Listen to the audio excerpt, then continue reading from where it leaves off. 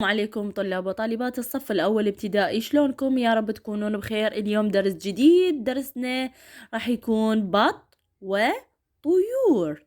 بط وطيور. راح ناخذ بهذا درسنا الجديد مثل ما تشوفون هذا البط اللي هو البط، هو من صنف الطيور، يصنف ضمن الطيور. الدجاج والبط والطيور اللي يشوفها الطير، الحمام، يصنف ضمن الطيور. أكيد راح تاخذوه بالعلوم.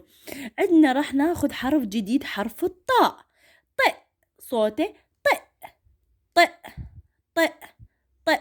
هنا الطاء يجينا أولي بأول الكلمة، ووسطي وسط الكلمة، أيضا في كلمة لطفي، وآخري.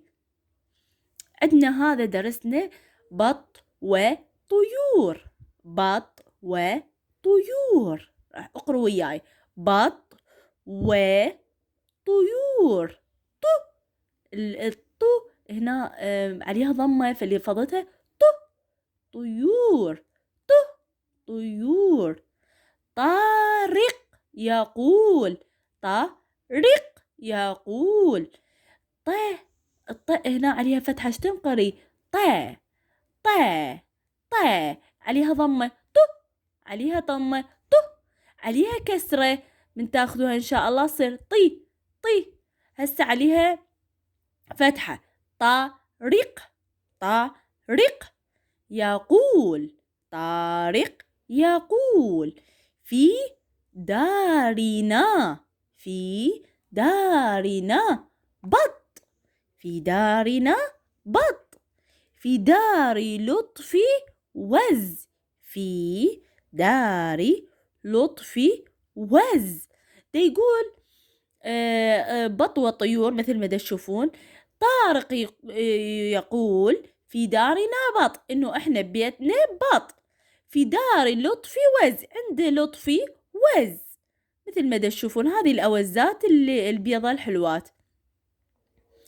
في داري طالب بلبل. هذا طالب عنده شنو؟ عنده بلبل. هذا البلبل كنا نشوفه، وكنا عندنا مرات بالبيت، مرات نشوفه على الأشجار. البلبل يغرد بالصباح، تغريدة جدا حلو. في داري طالب بلبل. في داري طالب بلبل. كل في وراها الكلمة اللي تأتي بعدها دائما تكون مكسورة. الفي دائما بعدها يجي اسم مجرور بالكسرة. بلبل. طالب. طار. هذا طالب، شوفوا خلى بلبلة على ايده، البلبل مالته الطير، فمن طلعه من القفص طار.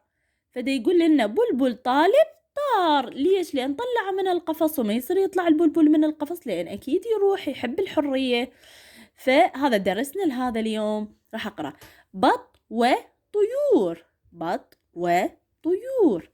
طارق يقول. طارق يقول. في دارنا بط. في دارنا بط. في دار لطفي وز. في دار لطفي وز. في دار طالب بلبل. في دار طالب بلبل. بلبل طالب طار. بلبل طالب طار. هذا درسنا، نعيده مع آخر مرة: بط وطيور. بط وطيور. طارق يقول. طارق يقول. في دارنا بط. في دارنا بط. في داري لطفي وز. في داري لطفي وز. في داري طالب بلبل. في داري طالب بلبل. بلبل طالب طار. بلبل طالب طار.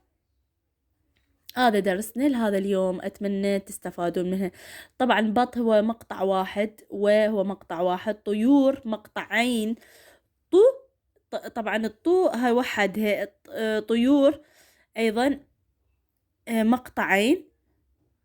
طيور هذه طيور هنا إي أو إر، هذه مقطع يصير مقطعين. طارق هذه مقطع وهذه مقطع. يقول ي وحدها، وق أو إل هذه مقطع. في مقطع واحد. دارنا 3 مقاطع. د هو مقطع، ري مقطع، ان مقطع، إذن 3 مقاطع. بط نفسه مقطع. في قلنا هو مقطع واحد كلمة. داري هذا مقطعين، هذا د مقطع، ري مقطع، إذن مقطعين. لطفي لطفي هذه مقطع واحدة. اف مقطع، إذن مقطعين. وز مقطع واحد مثل ما تشوفون. داري أيضا مقطعين. دا مقطع، والري مقطعين. إذن طالبي طالب هنا هذا مقطع، والإي اللي ب مقطع. هنا تقولوا لي هسه ليش مقطع؟ الط فتحة مقطع واحد طي.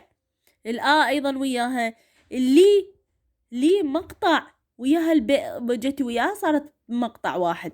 بلبل هنا كل واحد مقطع لأن مكرر، وهذا أيضا مقطع واحد. وهذا هو درسنا. أتمنى استفادتوا. لا تنسون الاشتراك بالقناة، وأريد لايكات. وإذا عجبكم الفيديو اكتبوا لي، وإذا عجبكم أشرح لكم عن أي موضوع أو أقرأ لكم إياه اكتبوا لي بالتعليقات وتدللون. مع السلامة.